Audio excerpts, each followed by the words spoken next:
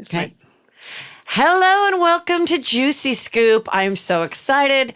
We are recording this and filming this for youtube.com/Heather McDonald at our studios in Hollywood, which I only do when I have someone in from the big city. Big city being New York City. My guest, Carole Radziwill. I have been teasing it for days because I've been working on your Barbie. And it took a lot of time to get her hair to work. The only reason I came is because you said you were doing a Barbie for me, because I just felt like a lot of the other housewives had Barbies. Yes. And I know I'm not like a major housewife, but I felt like I did deserve a Barbie. Absolutely. I was on that damn show for 6 seasons. That's like I not know. like a one and done. No, that is that, and I don't want to get into all that, but I went to Target, I know, but, okay. and I Target. saw this girl's face, and her mouth was slightly opened, and I liked seeing her teeth because you have a nice, big, wide smile. That's nice of and you. She had dark brows already, but I enhanced them a little. She had blonde hair that was like in a big foo-foo, so I had to soak her head in fabric softener for 2 days to get the hair to come down. And then I cut the hair, and then I put brown shadow on the roots. Yeah, no, it looks. It was a lot of work. It looks great. My roots are a little darker now. I just had them, but I love it. I mean, I'm not that I'm critiquing it, but Sounds like you are. And I like the little throwback to Jackie O with the pill box. I thought, even though it's not cold here, I saw that little wool hat, and I just thought, I feel like that's something that you would maybe rock. Well, you know, I lived in LA for 4 years, and I was always cold. I mean, the whole idea, let me just tell your listeners that this is like Southern California, beachy, surfy, hot weather is total bullshit. First of all, it's freezing in the morning when you wake up. It's really cold. Then it gets blazing hot from like 11 to 3. Yes. And then the temperature drops like fucking stone. Can I curse? Yes. Sorry. Yeah. Like a stone. So every night. it does if you compare it to like, other hot places like Florida and stuff. Yes. Or New York in the summer. Like New York is New York, when it's cold, it's cold. When it's hot. It's not like cold and hot the same day. When I lived here, I had to ship out all of my cashmere sweaters. Can you imagine that? Did that sound so stupid? No, but I was always cold, and I will say, and then no one's serving. Sweaters. I'm absolutely. I went to Venice to look for the surfer. There's no one surfing. No one's even in the water. No one's even on the beach. Malibu, the beach is like this big. Well, yeah. I mean, it's. I'm telling you guys, what you think is Southern California weather is Miami. Right. Well, Miami is the better weather. So, speaking of Southern California and summers, a lot of people asked, how many summers do you feel like you have left in you? That was one of your classic lines from Real Housewives of New York. You said, I probably have 5 good summers left. Well, I was wrong. And does that mean like I have 5 good summers left in a bikini? Like, well, what was the point? I don't what was it? Okay, I will tell you something generally about the tone of the show. I was always joking. Yeah. Like, I always felt like there were a few moments when I wasn't joking, but for the most of the 6 seasons, I felt like I was in a comedy. And everyone else, I think, thought they were in a drama. And it was just like the drama was comedy to me. So I was always making ridiculous statements and kind of making fun. And a lot of times it kind of went over the heads of even the editors. It's like I remember. Well, like a lot of things would go over definitely Ramona's head. Well, yeah. Yeah, but that's endearing about Ramona. Right. I will say, I saw her the other day, and she's still exactly the same. And Where'd you see still her? love her. We had lunch. Oh, how fun! Yeah. She's great. She's funny. She's quirky. She doesn't have like a serious mental illness. She like some of the other housewives. Like it's like a serious emotional problems. She is what she is. She's quirky and funny. She's probably my favorite person to do. So I hope she never goes away. Well, can I do a little improv? Can I just imagine what the lunch was like? Can you can you just ask me something, and I'm going to be Ramona? Okay. Wait, first of all, excuse me, waiter, I'm a little bit parched, and we've actually been sitting here for like 3 to 4 minutes, and it's like your place is kind of empty right now, and I'm really a little bit thirsty, and I'd like, if you could just please listen, I would like a big wine glass, and I'd like with a lot of ice. And then I'd like some Tito's vodka because it's healthier for you. I don't know if you know that, Carol, but the millennials really like it. And then I like 8 to 9 wedges of lime and just a little splash of sparkling water. Well, yeah, you're so funny. Well, she's so loved by the audience because she is that. Like, Yeah. I'm not going to say that she did exactly that at the lunch, but there's some version of that always happening.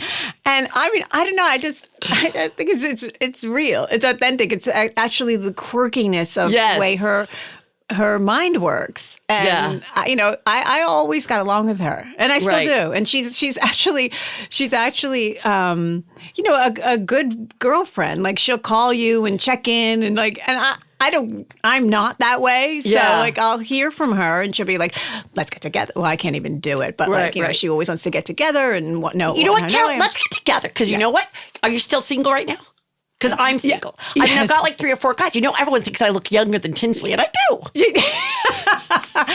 I will tell you something. She I don't even know how old she is, 62 or something. Yeah. She looks amazing. She looks amazing. And I'm not even going to say she looks amazing for her age. She looks amazing great. For a 39-year-old. She looks amazing. It's not just we were talking about this because I'm a editor at large at Violet Grey, a beauty site. And there's young and there's youth, right? And young is an adjective and it's a age, right? But youth and youthfulness is a noun. It's a thing, and she's got it. And some people have it and they just never get rid of it. And she just has a youthfulness that permeates everything she does. So it's not only that she looks young, she feels and seems younger than anyone would imagine a 62-year-old woman. But I know a lot of women in their 50s who are like that. And I think it's kind of true where there's certain actresses that they would say read older. Like they read older at 21 and then it all caught, and then they evened out at like 40 or whatever. And there are people that always come off like Sarah Silverman. I think she's my age or like 1 year older, but she always came off like a kid and still does. Yeah. She still comes off really, really youthful. It's her persona. It's her thing. You see it a lot in Hollywood now. And it's not just that they have money and they're doing this or that. And maybe they are, but there's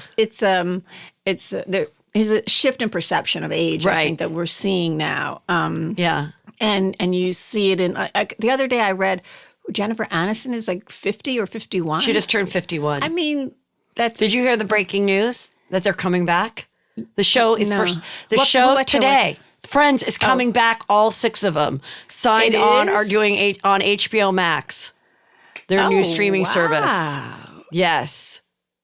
I mean, Hollywood is regurgitating all their good ideas. Why not? Is Seinfeld coming back? Probably. I don't know that he would want to do it, but you never know. You never know. Like all of a sudden someone gets presented. All the women I've seen like on Instagram, which is, I see everything and that's where I learn everything. All the women, Courtney Cox, Jennifer Aniston, and Lisa, they look phenomenal. Right. They look so good. All those guys are not good.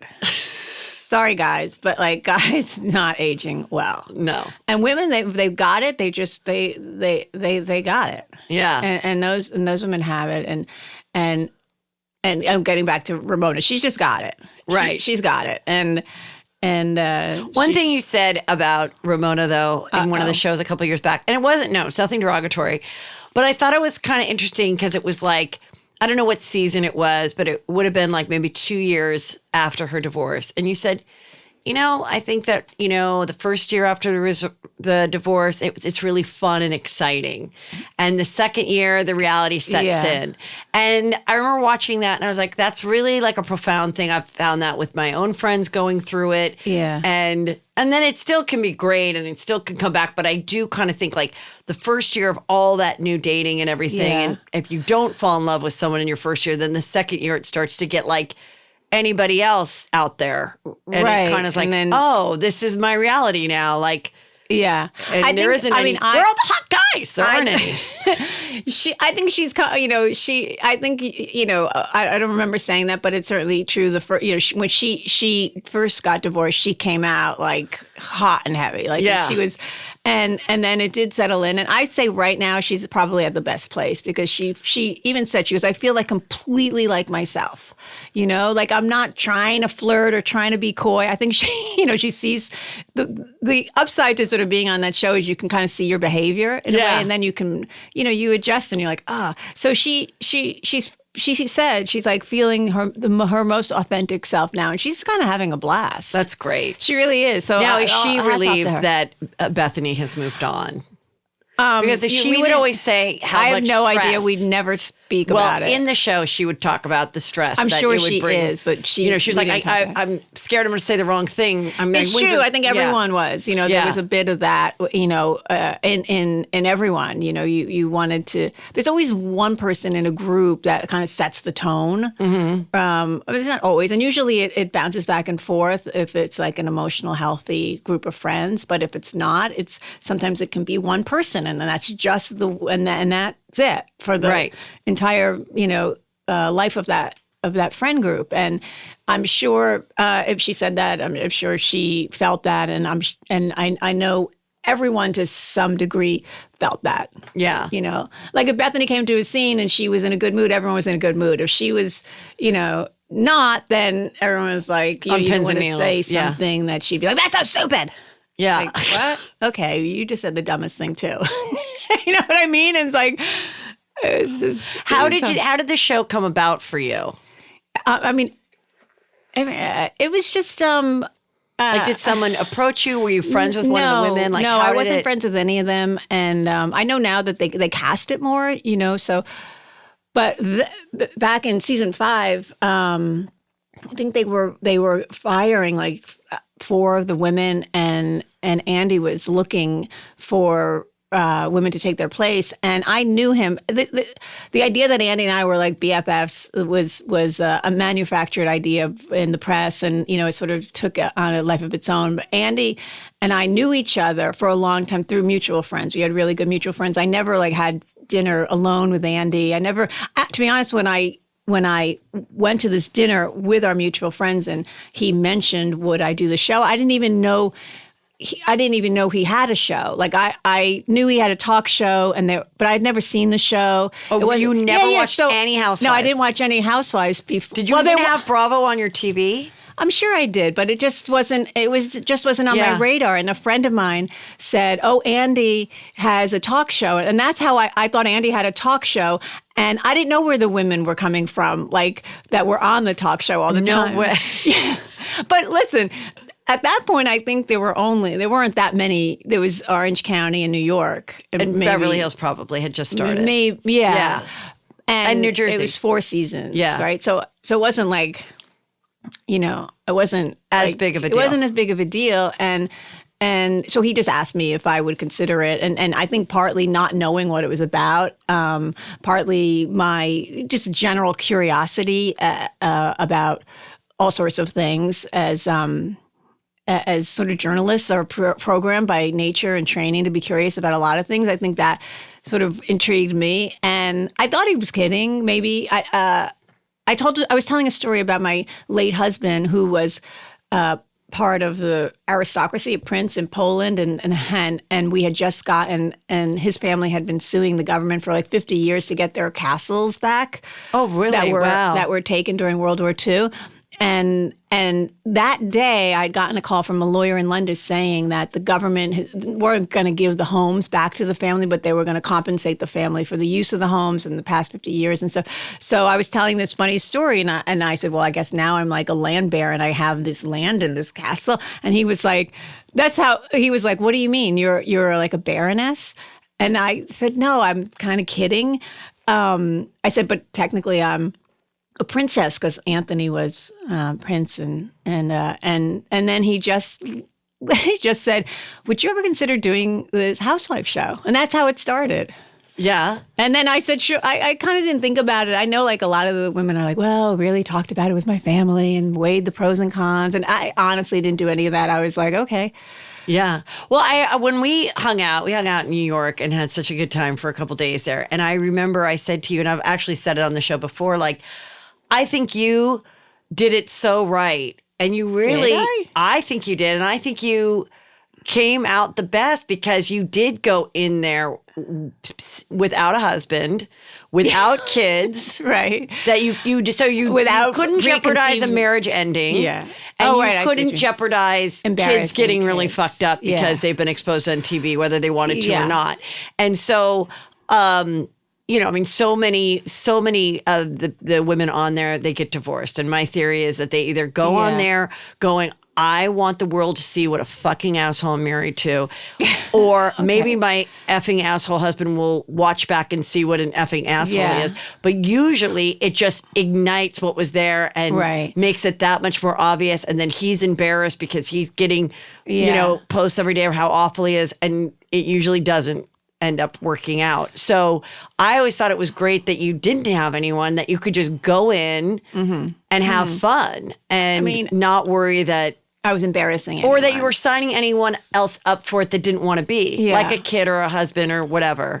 Yeah, and I also sort of made a little promise to myself that I wasn't going to do or anything that I wouldn't do in my real life. And I, for the most part, stuck to that. Like, I knew, and I couldn't believe that I was on it for 6 seasons anyway. I thought I would be on for a couple seasons. I was finishing my second book. I thought, maybe it would sell more copies. Who knows? I don't know. And then it just 2 turned into 3, turned into 4. I mean, it was hard to get out of it. And once you're in it and you're on that sort of like in that merry-go-round, and the audience really loved me. The audience liked to have someone in the group that was like, these people. Right. I always felt like crazy. you were the kind of person that was just one step out of it, kind of commenting like the rest of us were at home. Yeah. Like still being friends with them, but kind of like the voice of reason. Well, I mean, I also felt like I was never above the show. I was never above them. I was kind of generally like amused by all of them. Right. It wore on my nerves, after 5 or 6 years a little bit, but I kind of got a kick out of all of the characters that they were playing, because that's how I saw it. But it does take its toll a little bit. Like, I don't have regrets for doing it, and I don't have regrets about anything that I did really or said. I knew I was never going to take my clothes off for the camera just to get attention. Or they would just have to fuzz out your nips. Weirdly, they did do that once. And there was this in London. I guess I wore a shirt that was slightly see-through. Oh. And then I thought that was rude. I didn't like that. When you were in London getting your husband's ashes? No, the first time. Oh. With the first season. And, because a lot of the housewives wear, a lot of them have fake breasts, and they wear huge, plunging, cleavage. And, And that was okay. And I remember that was the first of many arguments I had with production and the network, that somehow having a nipple show a little bit through a shirt was not okay, but yet they were happy to exploit the sexuality of women with push-up bras and cleavages. I can't understand that either. Like, we'll just be watching something on E! or Bravo, and it's complete nakedness except for the tiny fuzzy nips. I mean, you're seeing the full breast. It's part of, and I won't, it's part of the patriarch that we're living under, that we've been living under this patriarchal society for millennials, for 200, 300, for as long as life existed. And we don't even understand how it impacts us anymore. Right. So it's things like that where you see that, and that makes no sense. Yes. It makes absolutely no sense. And it's just sort of this male patriarchal narrative about women and their sexuality and what they can show and what they can't show. Yeah. But we won't start talking about the patriarch, because we'll be here for fucking hours. Okay, so one of your great lines was on the trip with the pirate. And you said Luanne's pirate. I think it was was the pirate trip the be cool, don't be all uncool, and the 2 people slept in the bed? That was a different trip? That was Turks and Caicos. Okay, well, in that trip, you said, I woke up and I heard 2 voices, and one was Luanne. I heard 2 male voices, and one was Luanne's. That's a great line. Yeah. I feel terrible saying, this was my first season, and I was uninitiated in the way that women were really savage to each other, and I remember saying it, like, and I certainly remember from the show, and it's repeated a lot on the internet. But I remember thinking, Luanne in her cabaret act puts a little fun video together in between dressings, and she has it in there. She's like laughing at it too. Oh, good. So she has a good sense of humor about it. But I didn't know she back then was very sensitive about her deep voice, and she was not happy about it then at all. And this was before. I mean, listen, she went on to say horrible things about me, including calling me a pedophile for dating a 30-year-old man. So I don't give a shit now, but like I remember at the time. Right. Yeah. At the time I thought, it's really not a nice thing to say. I was like, I'm definitely on the wrong show. But nevertheless, it was that whole trip was nuts. Because I had never I just couldn't believe what the women were doing. And I was like, do they know we're being filmed all the time? The producers are there with us, like living in the house with us. That trip was with Heather and Don't Be All Cool and Uncool, and that's where the two guys spent the night. No, the St. Bart's, where I said I heard the pirate, was St. Bart's, my very first season. It was my very first trip, and I thought the women were out of their minds. Right, and the pirate looked to be flirting with Luanne, but then Sonia got actually with the pirate the next night in the bushes, right, or something. I don't know what she ended up saying. I didn't think it was in the bushes. I think it was up in her room. It might have been both. Okay, but yeah, I was again. This was my first season, my first trip, and I just could not believe how insane they were being. That was the first trip that we saw your ass too. Mine? Yes, in a bikini. You went down to the water, and that's when Ramona was like, "Oh my God, look at Carole's ass! It's like freaking perfect. Look at that ass." Yeah, and that's when we also realized that Ramona couldn't swim. Right. Which was really terrible when we were in Colombia, and we almost drowned on that, fucking boat that they put us on. And that was terrible. I don't even want to relive that. But all I remember is being on the deck, and like they were it's probably like 90 seconds. Maybe it was a minute. Maybe it was 30 seconds. But that moment where you're like, holy shit, this could end really badly. And I remember hearing Ramona screaming, "I can't swim." So when you were I had tears in my eyes. I remember thinking, oh my God. That was a moment I thought, what is happening? Because when you were on that boat in Colombia, it was so rough. Did you feel like it would topple over? Yes. Oh my God. It wasn't that it was so rough. The seas were rough. It was that the boat malfunctioned and the anchor fell overboard and it's one thing to be, boats are made to float. So you can be in high swells, and we've all probably been there, and the boat floats and it stays. But if the boat like ours was attached to the bottom of the ocean, and it was trying to move forward and go up and down on these swells, but it couldn't. It was just being pummeled by these waves. And it wasn't until one of the guys got literally like a kitchen knife, it looked like a machete, and cut the anchor line that we were able to stabilize. But it was maybe it was only 30 seconds. But I will tell you, if you are on a boat and you think it's going to flip, and you're probably 2 miles from the shore, and the ocean is angry, and you're with a bunch of people, some of who don't know how to swim. There's no life jackets that we were aware of. It's a scary 30 seconds. And was the crew also terrified, I would imagine, too, as they continued to film? Like, we never think about them, They didn't, they couldn't film. They had to put the cameras away because it was so rough. Yeah. There was a little video because one of the producers had an iPhone. Oh, and that's what we saw. Looking up, and I get seasick anyway a little bit. So I was throwing up, and I remember looking up, and I was like, I see this producer who actually I like, and I still like, with his iPhone, and I was like, you fucker. Yeah. And that was probably the only real video of actually when it was like, well, really that's crazy. The only time I feel like there was this moment where then Bethenny was like holding back your hair. And then people were like, oh, that's nice. And the moment of death, they've come together because earlier she was crying shopping. You remember she kept crying about shopping. She said that you weren't. I didn't know. You know, it's funny because the audience, it's interesting because it's like any show. The audience sometimes knows things that are going on that the characters in the show don't know, right? Right. You know, I was just recently thinking about Breaking Bad, and the Walt Weiss got the diagnosis that he had terminal cancer. So the audience knew, but his family didn't know. Remember? And he kept that. So I didn't know that was going on. Like I wouldn't know. So I'm like having a good time on vacation, and you know, then when you watch it back, you're like, oh, what?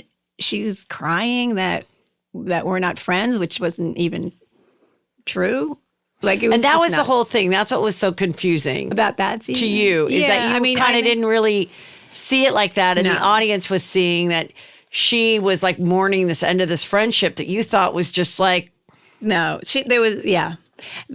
was not the truth of what was going on. You know, I always felt like the audience was so confused. Like I don't understand why is Bethenny upset? Why is Carole not more upset or what? And they were confused because it didn't ring true because I was going under the impression that there was like, she was definitely acting a little distant and cold, and she had done a few things that like, I was just like, what, you know, kind of thought, oh, that's not okay, you know, but I didn't raise it to the level of, you know, our friendship is falling apart. I was just like, okay, you know, that's what happens in friendships. You know, sometimes you're closer, sometimes you're not. You need, you know, you're setting boundaries, you're doing normal stuff. But the thing about the Housewives is great. It's like, other than this faux indignation that they're so good at, like so outraged and upset about not being invited to a party or dinner or like or whatever. It's like they take, you know, that littlest thing and they turn it into like you know, a life-changing event. Yeah. You know, I don't remember I can't even tell you now what. It was your haircut and your new outfits. Yeah, she weaponized my haircut. My haircut became like some weapon that I used against her. And my new outfits, is that what? Yeah, because you were kind of like trying out some new stuff. Somebody got you some cool outfits for Columbia, some stylist, Beyonce stylist or whatever. And you're like, that's a friend of mine. Nina like, Tiari. Yeah, and you can't like. No, it was just. But of course, no one could say, "Yeah, I'm on a TV show. I want to have some great outfits," and someone's offering to come to my house and help me pack. Yeah, and she's a friend, and I want to. You know, and it's nice for her to be on the show. Duh, like all of them do it all the time. Right. Yeah, but you know, there were things I think that I could have made a big deal about that I was just like, okay, you know, she's having a moment. I'm going to let that pass. Like, you know, don't donate to the animal charity that I'm raising money for when I'm running for the marathon. Like nothing, zero, not a penny. Okay. And I didn't say anything, you know. Yeah. I wrote a check for $5,000 to her charity. So it's just like stuff like that. You look in hindsight, it's like, oh, okay, I see there's the building of a storyline. But yeah, you know, like, you know, that you don't see until you watch it back. Like I was saying, like the audience was aware of things that I wasn't aware of. Right. And then pretty much that's, you know, that was kind of the end then, with the end of the friendship. I remember being that's reunion, like, you know, it's not scripted at all, but it's edited in a way. Like it's like, you know, they're going to craft the storyline. Yeah. You know, we shoot 100 hours a week, almost 80 hours, you know, and the episode is what, 45 minutes? It's a lot of tape that ends up on the floor. Right. Most of my scenes. Well, let's talk about some of your scenes, okay? Oh my God. Okay. So tell me your best and your worst trip out of all of them that you went on. Your best trip that you went on the Housewives that you enjoyed the most, and the one that was just not good. The one that was not good was Columbia. Okay. And what were some of the others? Remind me. Well, there was the Turks and Caicos. You just said there was London. Where else did you go? Montana, glamping. Oh yeah. Turks and Caicos is not. It was not good. You know, St. Bart's was the first trip. It was funny for me because I just was not ever exposed to people like that, behaving like that on national television. So I was just like, Heather Thompson and I, we laughed so much. Like we were just laughing. And then remember Aviva Drescher? I don't know. Yes. She that was the trip that she called Ramona and Sonia white trash. And because she couldn't fly. So the husband had to escort her there. Yeah. And Ramona didn't want him there. Yeah. And she was like, why aren't you kissing his feet for bringing your friend here? And I'm also like, okay, well, you did just join the cast. I don't think it was like my friend of 30 years is making my, 40th birthday party. I'm so glad you could come. I mean, that it's was like, all contrived. It was a little much. And that's when Ramona goes, take a Xanax. Yeah. I just remember like Heather and I were just like, we were not staying in the house. We were staying in the guest house, which was like down the driveway. And we were just dying. Like just, we couldn't believe like all the stuff that was going on. And some of it probably, I'm sure, didn't even get in the show. And when you're on a trip, and they're like, I like glamping. It was probably the worst trip, the audience wise, but the Montana trip was, I just thought it was funny. I dressed up like a bear to scare. It was just, at that point, we were just doing silly, funny things. Now, like when you're on a trip and they're like, okay, so this is the plan. Tomorrow, you're going to, tomorrow we're going to do breakfast at 8. So is that what they say? Come to the kitchen at 8. Yeah. Like, do you make sure you look pretty decent? Or when they like come in and they say, we're going to see you do your makeup or we're going to see you. Do they do that on the trips? Like I would always. Now I feel like more and more every occasion women have glam people coming in, but they still have to show them like mid glam. And I always wonder like, if it was me, would I, wake up early enough that even if I am supposed to act like I just got there, I might curl a lash, put on some tinted moisturizer. Yeah. I guess some of that. I guess some of that was I did that sometimes. Before each trip, I would get a spray tan. So I felt like that covered a lot of situations. From just like looking a little like more cheery and healthy and glowy to like covering cellulite and stuff like that, because I just knew that there was going to be the itsy bitsy bikini shots and all that. Anytime they can like get the camera up your butt, they're going to do that. So I definitely got a spray tan, and you would sometimes. I liked some, it was nice it's nice for the audience, I think, also to show all the women just kind of really naturally, like in the morning, what we all look like getting up, Yeah, I like that too. And then, because there were so many times that we were also, done and glam and, it was like, I think it was that trip or whichever. I feel like the St. Bart's and the Turks and Caicos, I've kind of mixed up because they're beautiful houses. And I loved it because I was like. The Turks and Caicos house was garbage. Well, I don't really remember the house. I just remember that vibe of where a couple of the girls were hardcore single, some were married, some didn't give a shit. Yeah.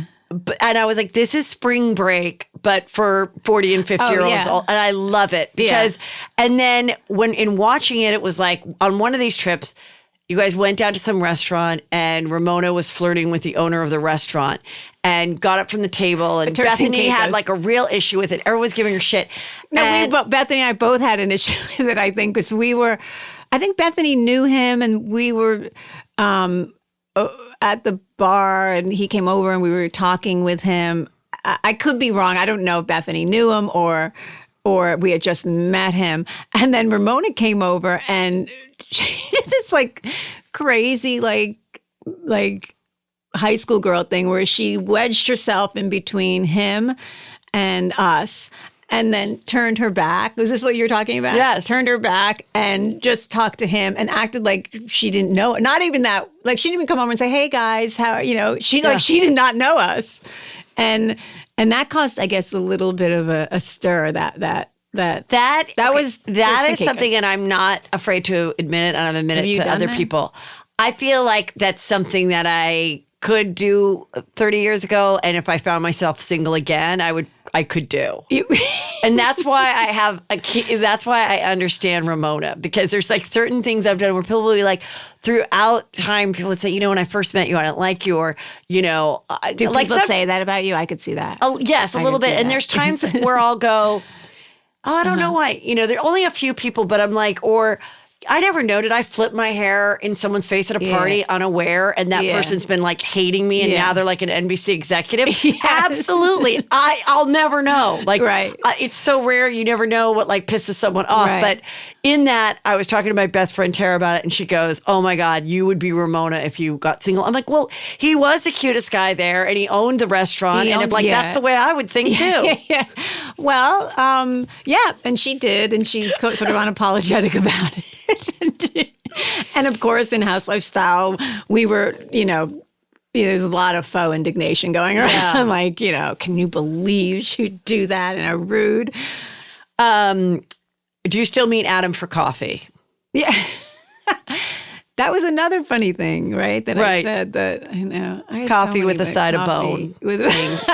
No, I don't in that way. No, I don't. But we're really good friends, and he's great. Whatever happened with the vegan cookbook with the watermelon radishes? We were definitely not. We did not work. We play well together, but we didn't work well together. Okay. Everybody's very... I think he might do it eventually. I mean, he's super talented. Yeah. And he probably will do it. I think for him, it was... I thought, you know, I had a little experience in publishing, so it wasn't as daunting. I think for him, it was like too much too soon, you know, in his career. So he'll probably end up doing it. A lot of people asked about your scary stairs with no railing. Has anyone ever fallen, tripped? No. Did production ever want to have like some special homeowners insurance or something involved? No. I love how the audience fixates on things that, you know, it's so fun. No, those stairs, I bought that place 20 years ago and designed and constructed the stairs. They're no one's ever fallen. No one, they're very, what you don't see inside the wall is a huge steel plate. They're really solid on that wall.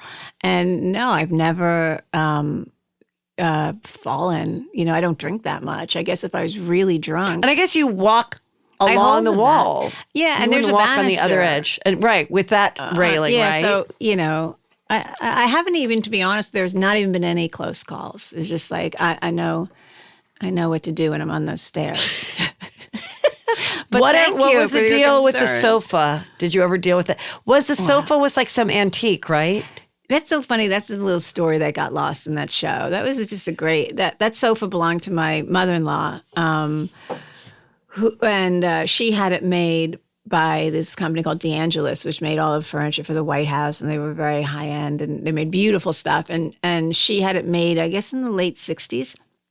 And it was photographed in a lot of her homes, and Vogue photographed it. And it was just beautiful Brunswick and Fee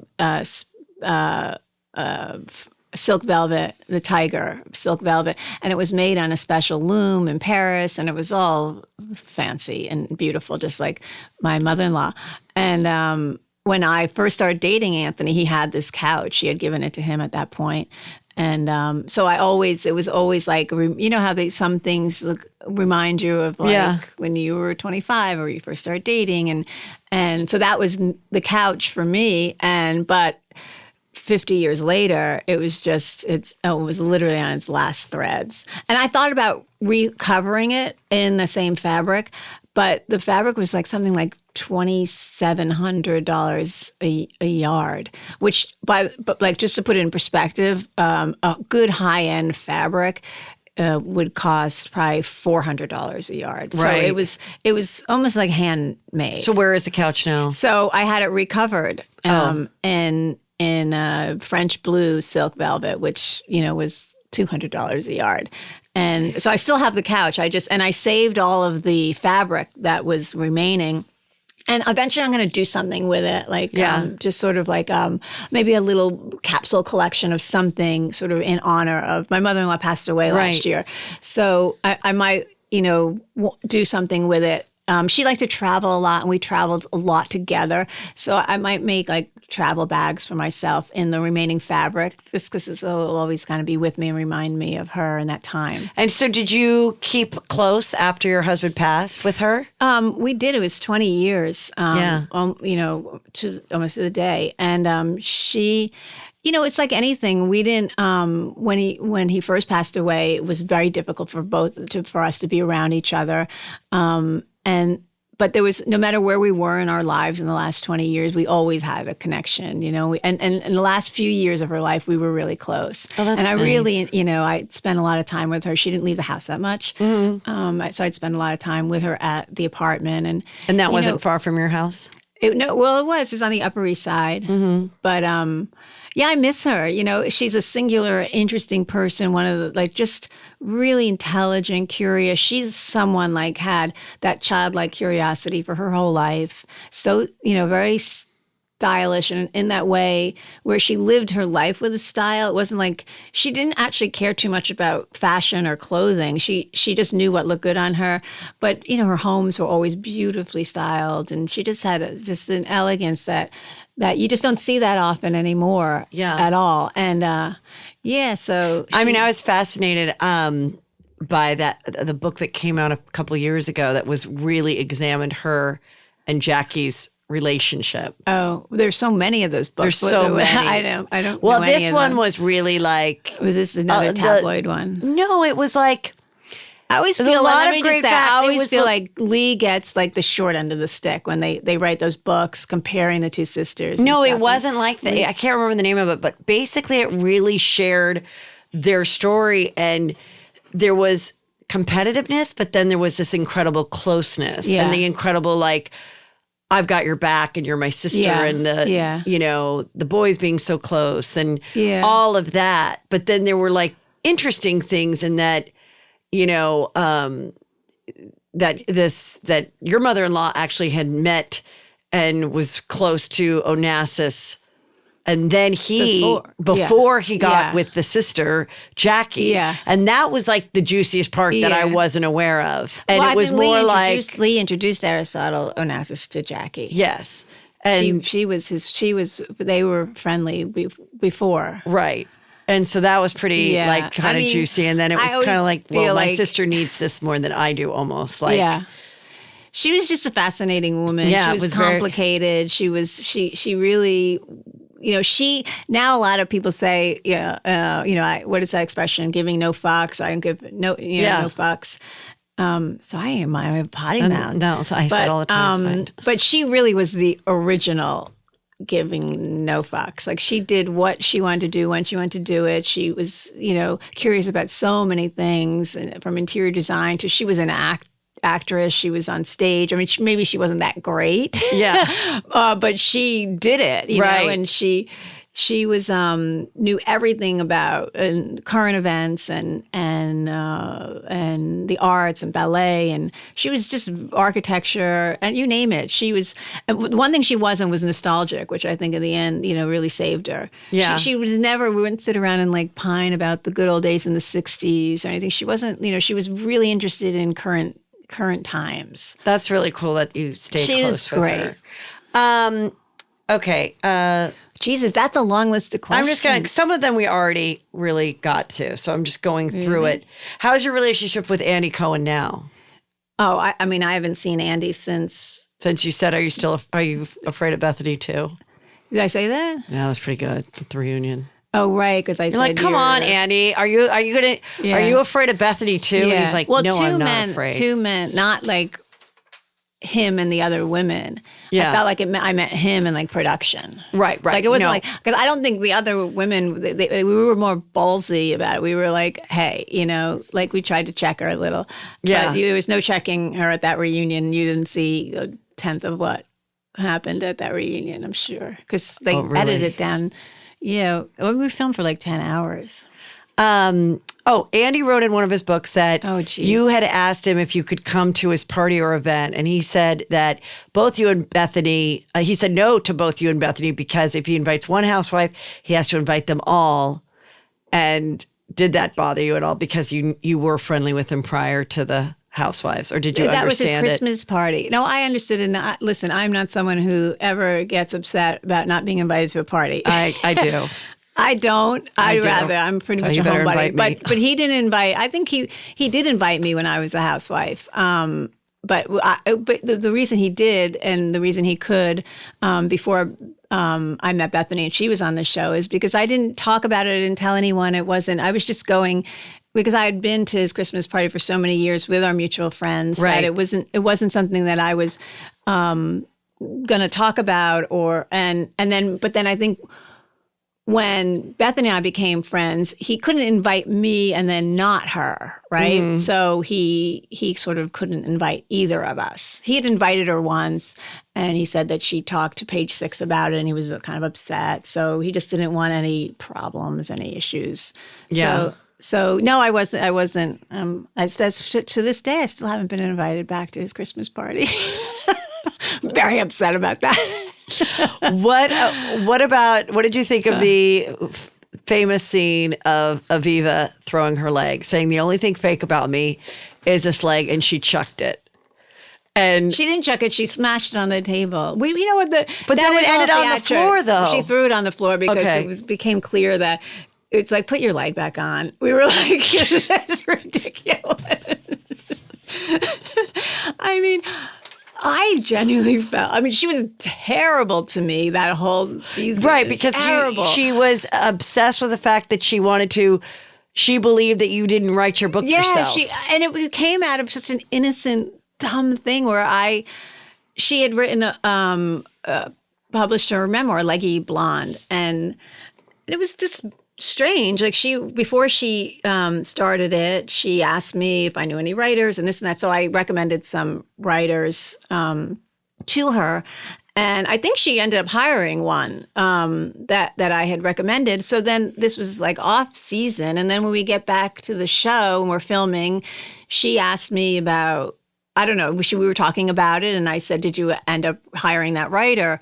Which I thought was just a natural question. Like And then, it was like, and then I realized she didn't want that information out. She didn't want it exposed. But there was nothing to expose. Right. Well, the thing that people don't realize is sometimes you get a memoir that says, Heather McDonald with Joe Brown. Yeah. And that means that Joe Brown sat in a room with me and I told it and he taped it and he wrote the chapters and I gave him some direction. But I wasn't really typing it every day. And then there's ones where you maybe have the writer kind of do a pre-edit and help you and maybe you give them some money and those people's names won't be on the you don't have to share that. And sometimes the writer goes, you can pay me. And sometimes the writer says, no, you got to put me on the book. Right. So, yes, I don't know it sounds like she didn't want that. Yeah. So I don't know what the version was that she had, but then because I said that, I guess she was like, well, did you, word of mouth? God, I can't believe this show is nuts. Word on the street was that you had a ghostwriter for What Remains. And I was just blown away by this. I was like, and she said Bill Whitworth, who was an editor, my editor, actually was the copy editor on the book, had written the book. And the funny thing, the thing about it is then, the audience, I had Bill Whitworth on the show. I was like, okay, well, I'm going to take care of this. This is nuts. I'm going to have Bill come on the show. And he did. And we talked about the difference between a writer and an editor and a ghostwriter in that relationship. Right. And it was fun. And he was great. He was the editor emeritus of the Atlantic Monthly. This was not just some gun for hire. Well, look, writing a book is so hard. Yeah. And when you've really done it yourself. Yeah. And not to take anything away from other people that don't, but when you really are sitting there writing the chapters, typing them, every time you save a chapter, you're like, oh my God, thank God I finished that chapter. It's such a nightmare. And you don't really finish it because you do have editors. And you go back and forth. And then for someone to try to say that you laid on a couch for a weekend while someone wrote it for you is pretty annoying. Yeah. So I thought that was great. I'm like, okay, that takes care of that. Right. And then of course, again, you watch the show and it wasn't in the show. That scene wasn't in the show. So it kind of created more drama because I sort of ended it. I was like, no. And then, so Yeah, so we just had that was crazy season, and she was nuts. But she was also, I think, given like a contract where she had to like, it was like conditioned on whether or not she brought drama and stuff. So I think she was looking for something, to be honest. I don't 100% blame her. I think she was looking for something to get her, to get involved with, like some drama. I wonder if in like finding new housewives and continuing this on and casting people that, now, I was talking about this with my friend and I thought it was kind of an interesting point. I wonder if it will lose some luster because anybody that they get now most likely has an Instagram account, and we've seen their closet and we've seen their kids and we've seen their home and we've seen their husband. We've seen them walk through. We've seen them make a cooking dish. Like, even if they only have 10,000 followers because they're just kind of a pretty rich lady. Yeah. Like, I wonder if that, because when it started, when you were on it was like, ooh, this is really intriguing. This is this woman who I remember people knew the book and they knew, your background and your connection to JFK and everybody. And so then we got to see your home, and like, I wonder if the future of it will Are be you not really as worried intriguing. about the future of Housewives? I'm not worried about it, but I do think that's an aspect that will change the dynamic of why it was so more intriguing to watch.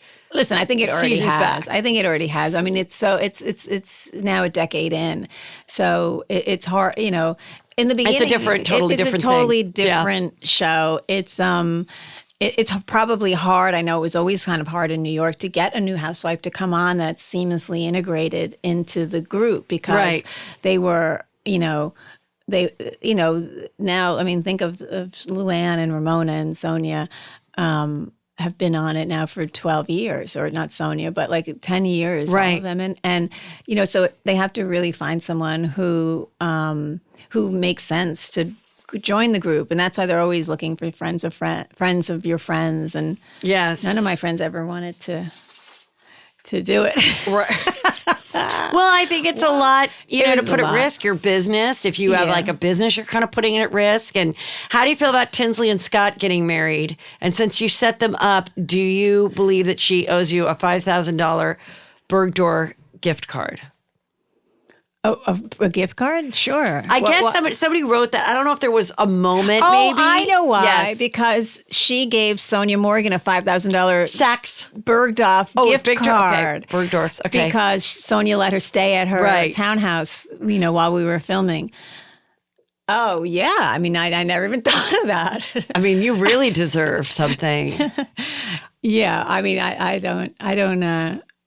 haven't heard from Tinsley since the day we filmed the reunion either. Yeah. Like, just and that was something where then, because Bethenny kept being like, you have your new best friend Tinsley, and then you're like, we're not that close, but then the audience saw that as being like kind of rude to Tinsley. Yeah, she was playing up to it. Tinsley was like, she just wanted to, she didn't want to, I guess, say that what Bethenny was saying wasn't really true. Yeah. But there were plenty of scenes where Tinsley and I would be like, I was like, oh, did I spend the whole summer with you traveling? Because Bethenny seems to think that I spent the whole summer with you traveling. And Tinsley was like, no, you didn't. I said, right, I didn't. I was in LA because a good friend of mine's husband had passed away. So I'd spent most of the summer in LA with her. And it got turned into, I spent the summer gallivanting around the world with Tinsley. And I was just trying to be real. I probably, in retrospect, it could come across like I was being mean, but I was just, we were working together and filming together, and I liked her. I mean, I didn't know her that well. Right. And I happened to fix her up with a guy that I knew.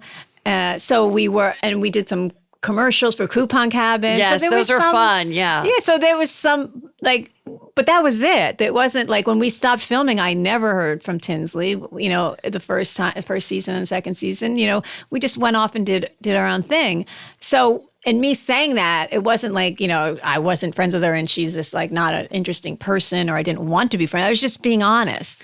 And they twisted it into something that it really wasn't. Those coupon. And you know what? She never has called me since. So I was fucking right. I'm like, she didn't call me when I left the show. She didn't call me, when my mother passed away. She didn't, I have not heard from her, which is fine. I mean, I'm not sitting around waiting for a phone call, nor do I expect one.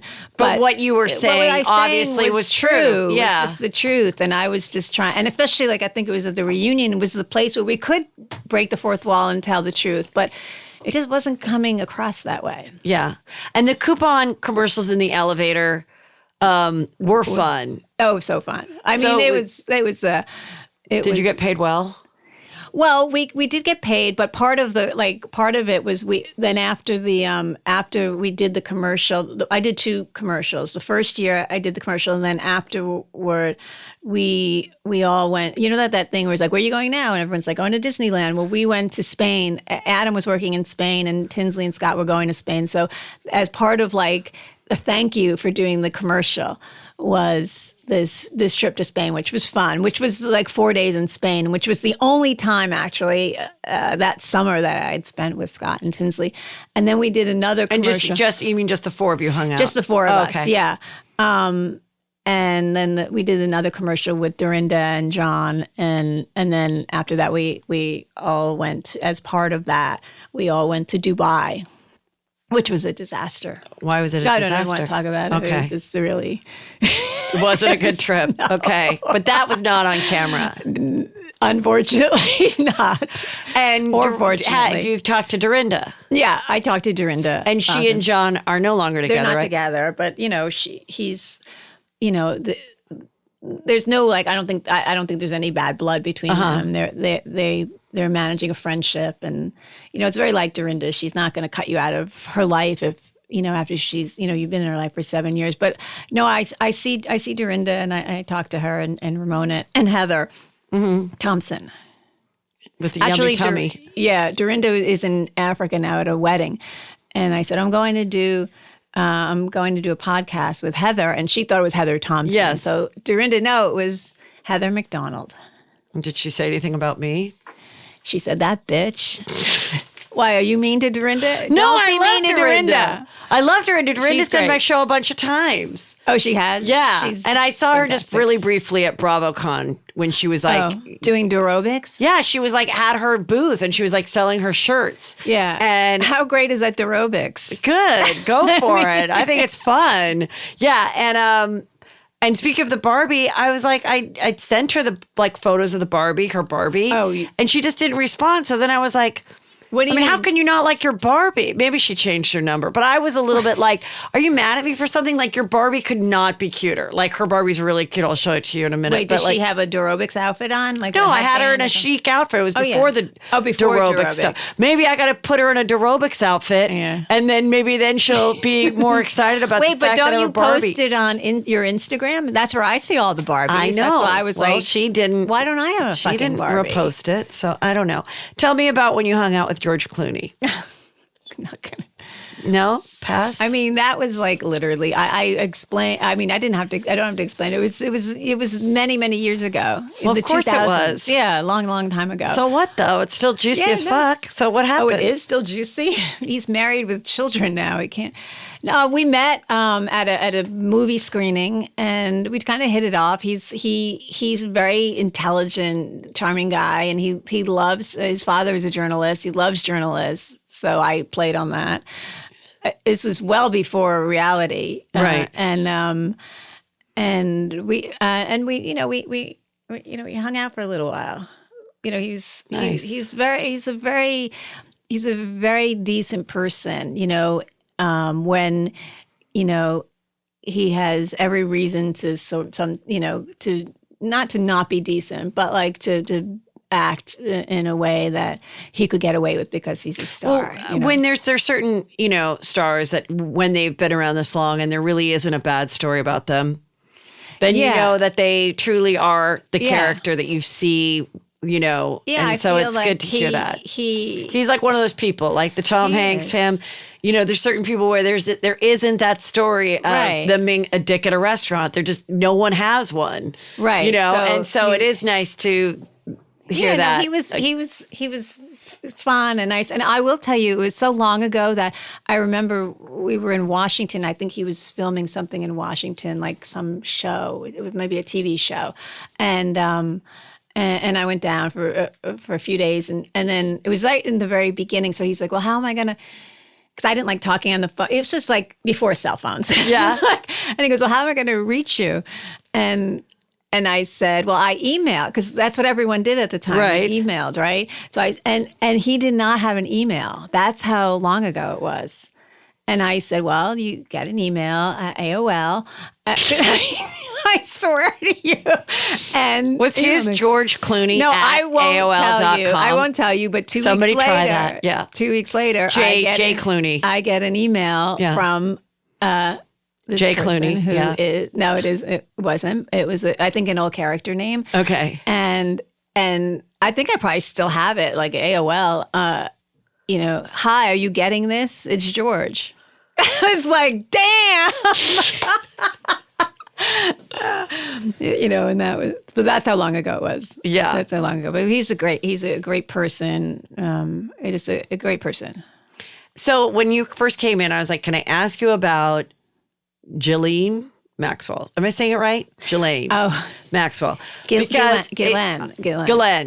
Because in all the controversy surrounding Epstein, there were photos rising of like Getty photos. Yes, anybody that he took a photo with, anyone's taken a photo with Harvey Weinstein. Do people ask you about that? I mean, is that like a thing? They asked because the photos, there would be photos that come up between the two of you. Not a ton. It always looked like it was something out of Vents. Yeah. And so I was like, well, let me just ask you, like, what is the deal? Because I mean, we were friendly, like in the early 2000s, like 2000 to, I'll tell you how I met her. My husband had just, and people are going to, regret saying mean things about me if they're saying like mean things about me because of my friendship with. I don't think they're saying mean things. I think people are like curious, like, what's the story? Or exactly like this. What's the story? Was it a one-time meeting? Were you friends? Have you not talked to her in 10 years? Like, when you heard her in the news after and all the stuff about Epstein, what was your opinion? I mean, that's what it is. To be honest, I haven't seen her and really talked to her in over a decade. I don't remember. It was like, I think the last time I saw her was at a movie screening of Amelia Earhart or something. It was a movie that somehow. Oh, remember you were Amelia Earhart. That's right. Jesus. But right after my husband died in 1999, I was in London, and I went for the holidays because I just wasn't handling things perfectly, and I just wanted to get away, and I didn't want to be around anyone. Right. So I went to London, and I was there kind of on my own. Caroline Bessette's sister was there separately, so that was sort of like some kind of plan that we would see each other. But that was really it. And Ghislaine and I had a very good mutual friend, and she told, I guess, I had no idea this was happening. She told Ghislaine that I was in London and alone. So randomly, I get a phone call from Ghislaine Maxwell, who I never had heard of, didn't know. And she said, our friend, Lisa told me to call you. You're in London, and I know a lot of people in London, and I want to make sure you're okay and you have things to do. And it was very nice. Mm-hmm. And I was like, okay, I guess that's fine. That's really nice of you.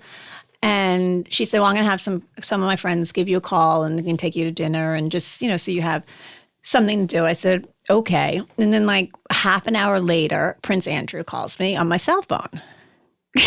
Yeah. I was like, wait, ding-a-ling-a-ling. Hello? Yeah. No, you be him. Oh. Hello? Hi, Carol. This is the Duke of York. Oh, Andy? No, I didn't call him Andy. I was like, huh, who? So you're like, what? What? Is this a joke? Yeah. And he said, I'm a friend of Ghislaine's, yes. and she said, she probably gave him the whole background of my husband died and stuff. And he I wanted, take you to dinner and to the ballet if you would like. I would love to do that for you. And I was like, oh, that's And so is nice. this time, at this time, is he and Fergie already separated? Or divorced? Yeah, I think they were divorced. This was 1999, December of 1999, because my husband passed away. Did you go? Yeah, so we went to dinner and Just the two of you, or with the other people? No, just the two of us. And why?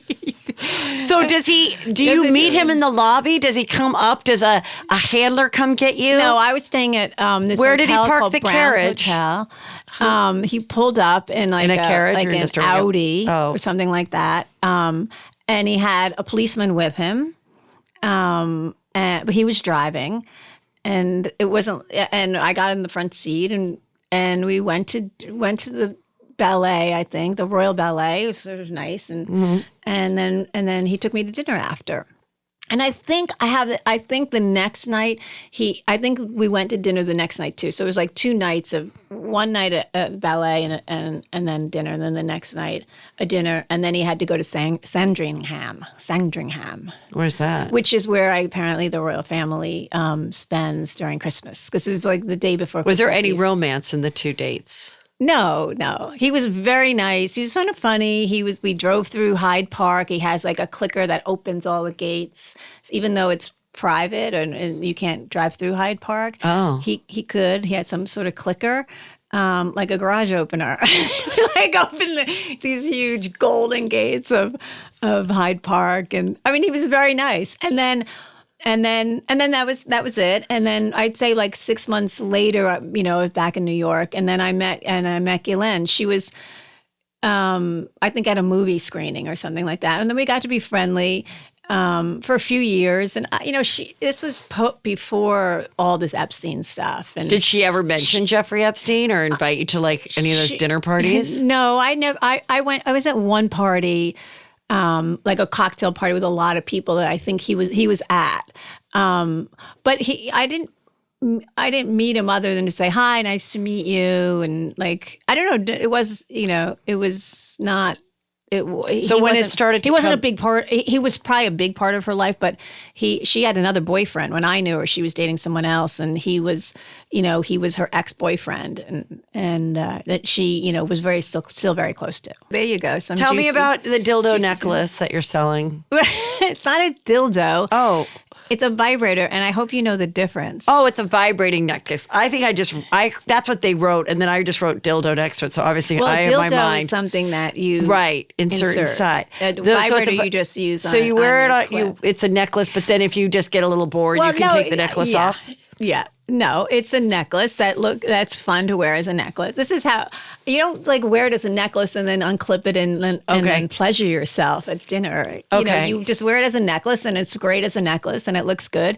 But it's also like the best vibrator you'll ever use and ever need.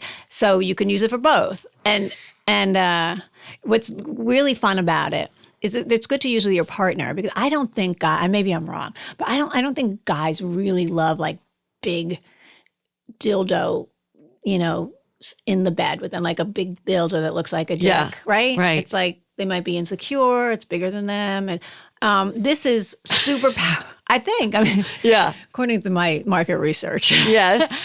This is very elegant. It's very slim, and it's very powerful.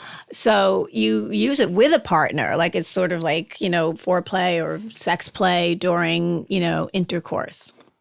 Good. Very. So now that's one of your things. I met the owner. Yeah. She's this really great, a very dynamic young woman who designed this, and I was like, I love this. And she said, let's do something together. I said, sure. Like, I feel like I'm not shamed. I don't have shame associated with any, sexuality or giving yourself pleasure. So Right, no. So if I can tell that story and be open about it, and then other young women don't feel shame surrounding that, then that's great. That's all it is. It's like, but I don't think, not everyone needs to talk about masturbating, but I don't mind. Yeah. I once gave a speech to a company, big vibrator company, like a big company that all sells a lot of things, but vibrators. And I was their like keynote speaker. Right. And I gave a 20-minute speech about the history of vibrators and my own history, and then the bigger history of vibrators. And in a very sort of intellectual, no nonsense way. And there were about 1,000 executives there. They were like jaw dropped. They used to call me the wholesome face of vibrators. Yeah, good. I think it's great. And you have, so you're both your books. Yes. The first book is, was amazing. And second book is, what was the title of the second book? Widow's Guide to Sex and Dating. And what are you, like how, of course you're still available and all of that, but like, do you ever see bigger plans for it? Well, like a TV show or something? I think it would be so good as a show. What Remains, my memoir, is very personal, and I've been approached so many times when it first came out because it was a bestseller to get to option the rights and for television, or at the time there was really no good television, but for film, and I never did because it was just I was too close to it and it was too personal. But now, 20 years later, I feel like. I don't know. There's something about that story that I love. Yeah. It's kind of like it's like a little, like a Cinderella story in a way with the tragic ending. It's not the happily ever after, or maybe it is, as I go on and live my life. So there's some discussion. I won't say in what format of taking that material and doing something. And same thing with the second book. Widow's Guide is a novel. Wink, wink. It's fiction, so it has nothing to do with my life post widowhood or dating anyone, famous or not famous. But so I'm taking that material really. Now and adapting it for a TV show. I think that'd be great. Yeah, and it's just going to be the underlying source material. So we're going to change the name and I'm going to add characters and actually someone was talking to me about perhaps doing a podcast about it first. Oh yeah, so cool. I'm checking your digs. Yeah, absolutely. Well, I think it would be interesting because it's a young widow, a younger widow, not the widow at the retirement place, and it's like that's not what that's not someone's normal story, of getting out there again. I'm thinking of setting it like a little later though, because in the book she was 32. And I feel like, 32 is not as, maybe because I'm older now, 32 is just not as interesting an age for that. Like, you grieve for a year or two and then you move on with your life and you get married and you have babies and all that. So I'm thinking of actually making her older. Yeah. Because there's something about this like sweet spot between like, late 40s, early 50s. And I'm sure a lot No, I of was women just like telling that. you. Oh, right. We were texting and I said, my friend, she got married right out of college, had her twins, and got divorced young. They were little girls when she got divorced. Then she met her second husband. They were together, married for like 8, together like 15 years. And he got sick and died like within a year. Wow. Of pancreatic cancer. And she's that's young and gorgeous. And she, is out there dating and she, and it's fun and it's exciting because she's now looking to get married and her kids are in college and she doesn't need to get pregnant. But at the same time, she's with us. We all got together they came to see my show in DC and it was all my sorority sisters. And she's like, oh, seeing you guys, the angst of like, does this guy like me? It's still here and I haven't had to deal with those feelings for so long. Yeah. And, and so it's really, I think it could be a really interesting thing to explore. You said it perfectly. There's this post moment where like if you look at like, say, like a Sex and the City was a very popular show. They were all in their 30s. And there was a lot of angst about Mr. Right, Mr. Wrong, boyfriends, babies, getting the marriage, husband, like, and all the neuroses surrounding that. But cut to 10 years later when they're through that, some are widowed, some are divorced, some maybe still happily married, some married but not happily. But there's this sort of shedding of all of that weight of like what society expects you to be at 35 with a husband and children. And I know from all of my girlfriends that are around my age, and one recently got divorced after 15 years. One is turning 50 this year. She's hot as fuck and never married and has a young, great boyfriend. Another girlfriend of mine who's a little bit older just got divorced. She's having the time of her life. It's like, I mean, these are the women I know.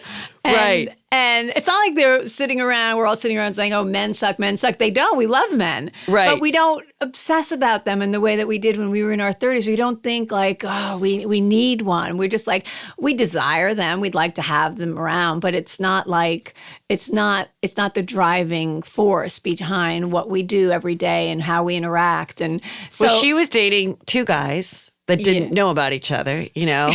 And we were all like, good.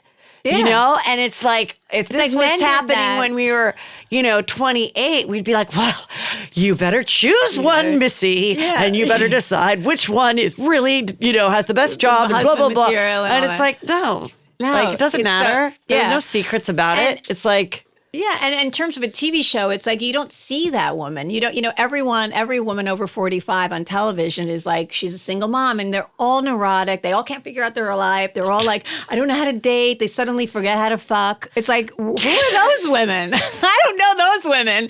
And you see it, and I won't name the shows, but there are like a handful of shows, and it's always like the same actress plays the protagonist. Yes. She has long brown hair. She's pretty, but not too pretty. She's like, she has a good figure, but slightly maybe misshapen. She's not like, and it's like, there's got to be another, there's just got to be another narrative, Right. This is like the old patriarchal narrative. Oh, we're back to the patriarch narrative that women over a certain age are like, single, divorced, struggling. Hell no, we're not. And like I don't see it. Like I don't see it, and I'm not. Well, it's like, and more, like we kind of noticed with my group is that we're like, husbands, no. Like, we're constantly just choosing the girl night, the girl trips. Like, no matter whether you're married or not, we're all just like, meh. Like, in our 40s, it was all like couples. And the one girl that didn't have someone, it was like, what do we do? Can we invite her? Yeah, now it's like, really no, we don't. Like, who gives a shit? Leave like, the husbands home. Yeah, and the husbands are like, we're fine to stay home. Yeah. Like, no one cares. It's There's like, this thing I saw again on Instagram where I learned about everything called Galentine. Is this new or am I like Galentine's. Yeah, instead of Valentine's, girls did stuff It's together. Like girls, and they're celebrating your girlfriends, which is sweet. Yeah. Yeah. So in that, I mean, I hate to say this to guys, but like women are not so into them anymore. I mean, God, they can It's be true. really Well, you annoying. just it's great. It's great. It's a great time to be a chick. So it is. It is, and that's why I'm going to make the widow a little older. Than I don't want her to be out of the angst of like, you need to find a proper husband now, Right, and you can yeah. play around for a But little then you while. still but you're, can, you know, you need to think about babies and freezing your eggs or your whatever, All that, yeah. Who gives a shit? It's so great. so you can cry over your frozen embryos. Yeah. Those are my babies, Mommy. Mom, they weren't even embryos. They were eggs. They hadn't even met the sperm yet. And the mom is crying. We're talking about Tinsley. And the mom's crying, going, my grandbabies. They're your eggs. Like, you drop them every month. Like, I have chickens and I see their eggs. What is the mother's name? What's the mother? Dale. Dale, yeah. Dale is amazing. Yes. Dale is reality gold. She is amazing. But you're amazing. And we're going to go get I'm some sure drinks. I said a lot of things I will soon regret. I don't think so, but I loved the insight that you gave, and you've led such a fabulous, intriguing life. So thank you for coming on Juicy Scoop. Oh, well, thank you, and thank you for finally making a Barbie in honor of me and Carole. Girl She's power. Yeah, I gave her a girl power shirt. You know, I knew you'd talk about the patriarchal society, so that's why I picked that shirt. Thank you. Oh, thank you.